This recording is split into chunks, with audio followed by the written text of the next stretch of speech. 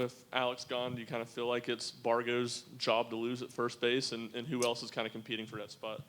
Yeah, about everybody, and it was kind of like that in the fall. I think we tried to set up, and build confidence in AP because he's never really played that position before. But like a few of the others we've had, left field, I mean, DH in scrimmages isn't really as noticeable.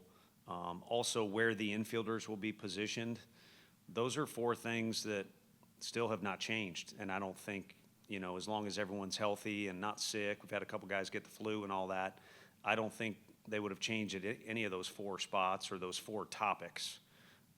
So all four open competition. I think as the scrimmage innings and the pitch count builds up, we get a better look and more reps to best guess. But I think until February 14th, I know we're supposed to be the coaches and we make the decisions. I think it's just an educated guess. And then when the season starts, we'll probably continue to have some movement, and hopefully there'll be a little more come to light come SEC play.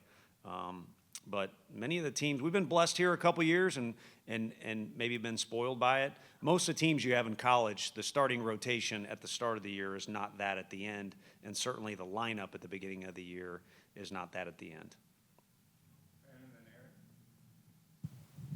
Tony, I guess, what do you view Nate Sneed as right now? I know y'all aren't big on defining roles, but do you view him as a starter, and how have you seen him maybe grow over the offseason to where he can excel in a starter role if he is? Yeah, I see him as a Packers fan, so he's depressed is what he is, and thinks the Chiefs are spoiled. He's probably accurate there. But he is a guy who still carries the value that he had last year. He's a fun-loving kid that's a great personality to have in the dugout and in the locker room. And then that switch turns on for him into game mode, and he constantly wants the ball. He constantly wants to compete. He's resilient physically, so he always wants to be out there regardless of what day it is or what he did the day before. And so he's been a Swiss Army knife for us, not just last year, but including in these scrimmages. So, yeah, I think he's capable of doing whatever we ask. Most kids kind of get tunnel vision and think starter is this or that. And, again, part of it pertains to the draft. And as I've said here, actually in this room, probably an annoyingly amount of times, is just because you play position X doesn't mean they're going to draft you to play that position. So pro ball can wait for all these guys. For right now, we have a very small window to be the very best 2025 Vols team we can be. And for guys like Nate Sneed, Dean Curley, it might require them to go outside of the norm and hit in a different spot in the order, or pitch on a different day, or pitch 3 different types of roles in 1 month. So he is a valuable asset for all those reasons, and I think he's a good enough teammate. He'll be flexible with whatever we see fit for him. Kind of on that note, knowing it's going to evolve and it might look different on the 14th than March 14th, what do you know about starting pitching right now? I think Frank does his thing and gets his guys to understand that throwing strikes is step one. I mean, that's not anything out of the norm for any program, but he's excelled at that. The numbers back it up, and I think our guys realize, Kirby's on our staff for a lot of reasons, the mustache included, but strikes is what got him out there as a freshman early and often. So they see the value in that, and I think we do have a lot of guys that either right now are capable of doing it or they're committed to doing it. And again, there's always improvement that's needed. So there's several guys that can do that, and that's going to be needed early in the year because whether it's Drew Beam or whoever, 4 innings is kind of a good start in February. So as guys get out there more often than they normally would in May when a starter might go 7, it kind of forces you to use more guys, is my point. We'll get more information, and March 14th will probably look different than Valentine's Day. Where's A.J. Russell in his rehab and progression? Is he kind of on that timeline that you would hope for as he returns? I think so, and it's not like I don't talk to Woody or watch his bullpens and talk to Frank, but my first instinct to answer that question is where he looks physically. Went from a skinny kid to then growing into his body and kind of different transformations. He looks so good physically right now, and I think that's a tribute to him taking care of himself and making his comeback or rehab go as smoothly as possible. And then also I see the personality more than I do some of the pitching stuff with Nate I mentioned earlier. AJ's really evolved into a kid that's comfortable in his own skin, which was not the case when he first got here, willing to ask, say, do whatever, and also willing to take on a leadership role, which is really necessary. I don't think he needs to go outside of who he is, but he's in a different place in those two categories, physically and also the mentality or personality piece, however you would label that.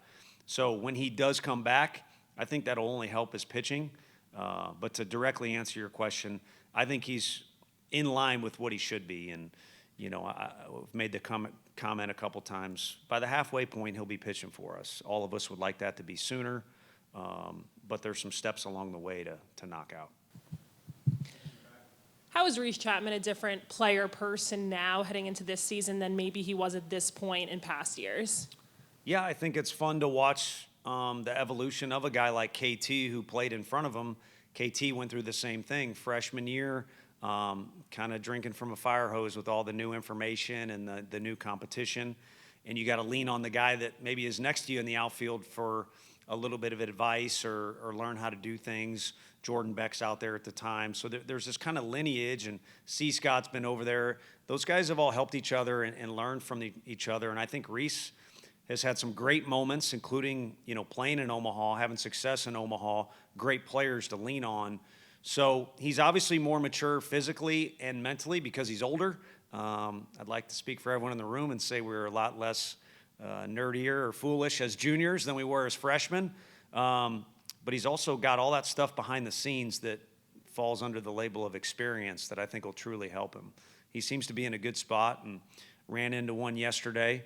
But like all of our guys, I think it's a definite that there needs to be improvement between now and the first game. And then once the season starts, we'll be looking for our best brand of ball. How has Dean kind of handled all the outside attention this offseason? What would you like to see from him in this final month of preparation? He's the same, to be honest with you. I think he was able to be in that position last year because he was physically ready. Part of it was genetically and just where he was at in high school. He came in that way, but then he worked really hard to become a guy who looked like all the other guys out there in our lineup, even though many days he was the only freshman. And then he's always been a guy that's willing to be outspoken, or you can crack a joke at him or he can crack a joke to you. He asks very intelligent questions. So I don't, to me, on the surface, I don't think much of that has played into it at all, other than he's usually pretty quick with a retort to shut down any, you know, someone trying to tease him about, you know, now he's a leader or a captain or you got to do this or that. Unless he's fooling me, I just don't see that. And part of that is him being a special player because that's not the norm. And I think I was speaking with John Wilkerson this morning about maybe Vince asked the question, what do the freshmen got to do to have success this year compared to playing in high school? It's just all the externalities. It's you guys. I like you, so I won't call you rat poison or anything evil like that. They do that in other states. But, you know, there's externalities there with social media and other fans knowing, you know, what you did or what you eat or what your girlfriend's name is or any of that stuff. And a lot of it at the end of the day doesn't have anything to do with the job you're trying to do between the lines. And Dean was able to do that as a freshman. I don't see why he wouldn't be able to do it this year. Being heavy on left-handed bats that seem like they'll be in the lineup, does that affect the decision-making at some of those spots that are still open and are still competition at?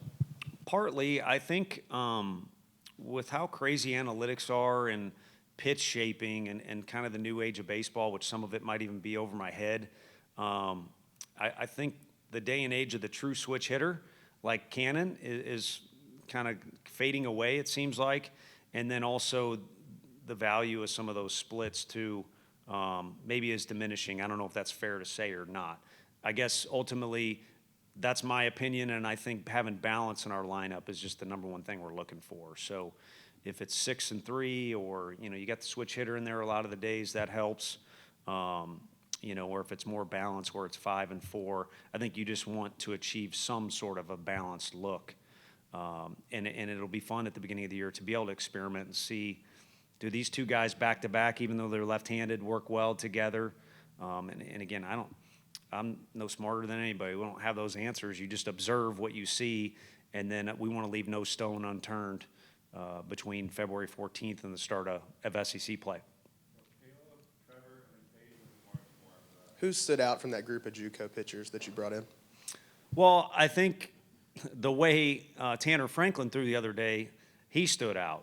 I think there's been a lot of work with him behind the scenes with Frank and the other guys helping out that it's starting to pay off for him. He's starting to buy in.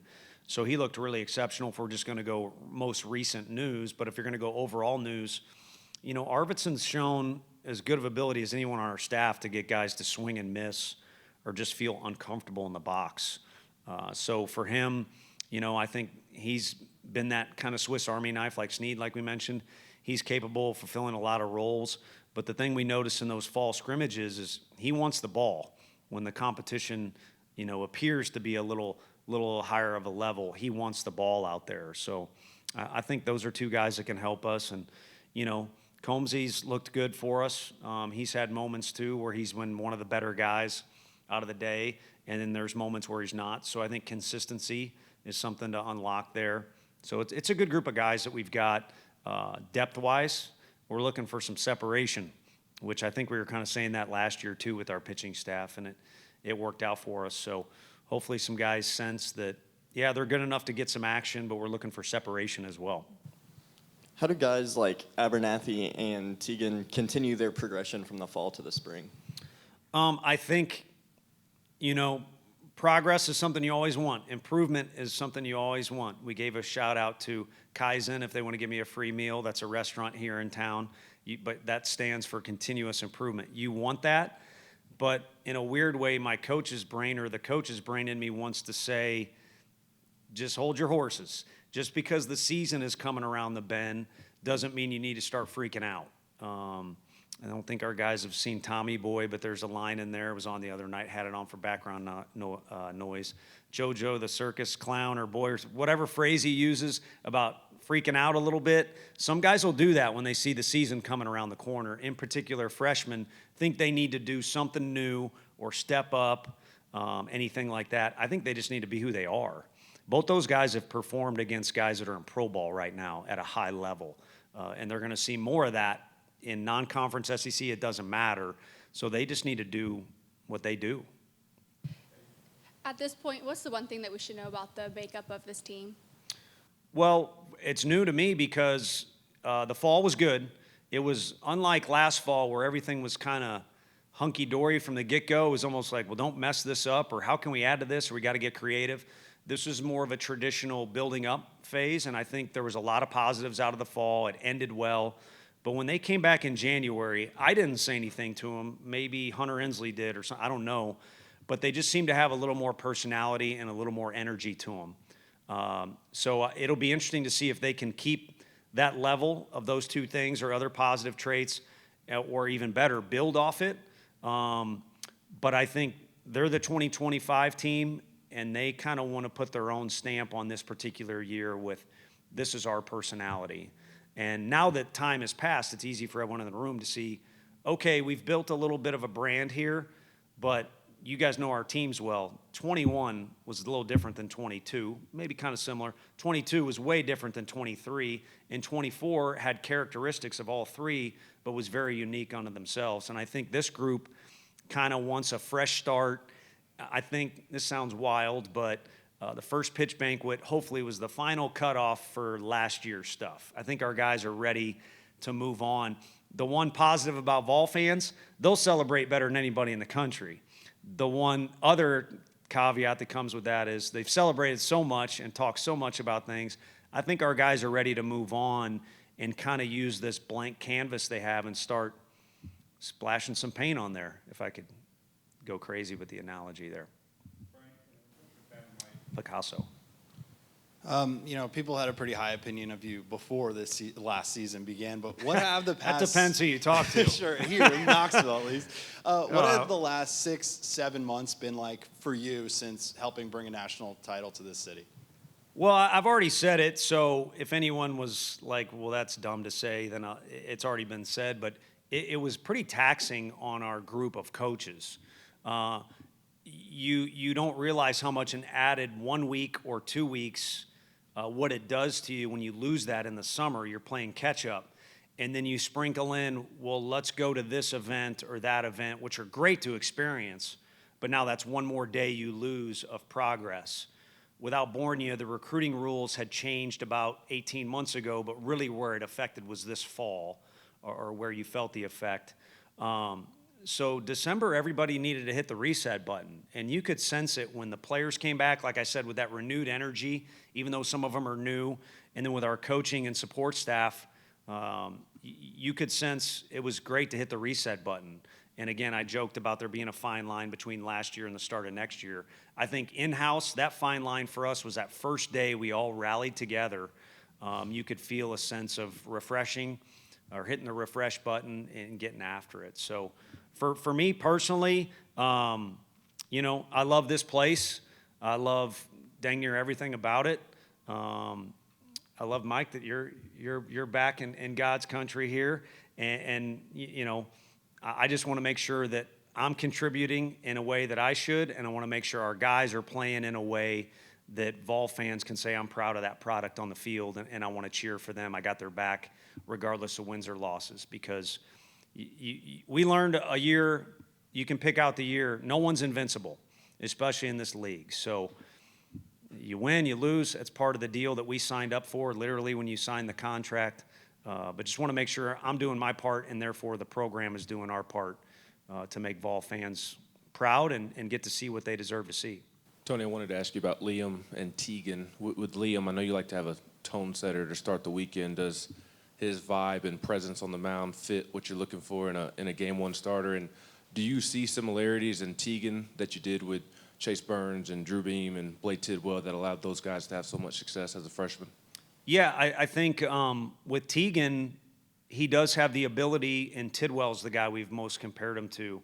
And I'll tell you what, the one thing about Blade, because he was a really unique personality, was as a freshman from a smaller town, Loretto, Tennessee, shout out, and being around, even though he's around great baseball people and absolutely love his dad, who I know steered him in the right direction, you didn't expect him to be as professional as he was as a freshman.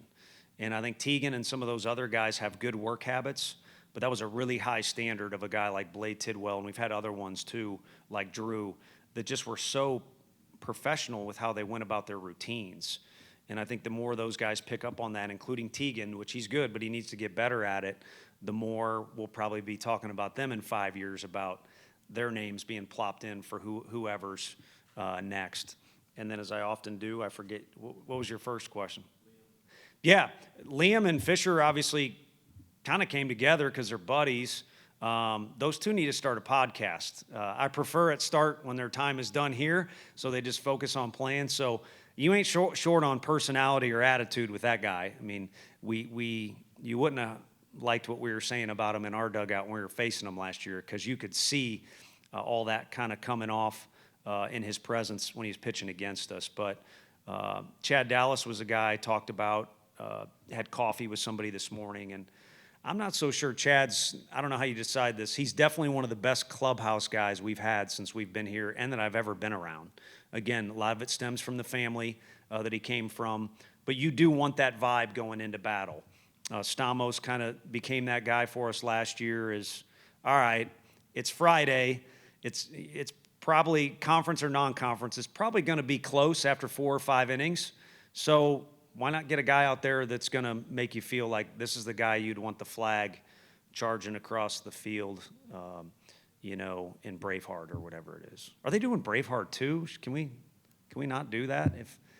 If they're still filming in production, I vote stop that. You guys can tweet about it later. Let's just leave greatness where it belongs. Where's Cannon at health-wise, and where do you expect on his progression back, and is he going to be ready for opening day? Yeah, no, he's looked good. He got sick, and then because he missed some days, came back like a ball of fire, as he always does, and probably tried to do a little too much, so was sore. Throwing, swinging type deal, gets with Woody, and he's doing his protocol.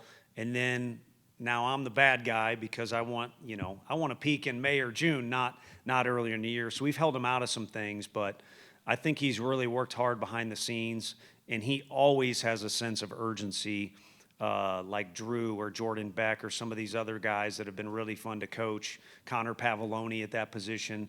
It's fun when you got to tame the guy down, and I don't mind him giving me some grief if we're trying to do that as opposed to trying to light a fire, but he's got a sense of urgency at all times to him. And the good thing about having one more year in the program and one more year just in college, because NC State's as good of a program as anybody too, he's got a lot of experience behind the scenes too, like Reese, and that sense of urgency is a little more under control. Everything is a little bit, just more mature for brevity's sake. And that's crucial to be in a leadership position like he's going to be, not just on the field catching, but just in the locker room with his presence.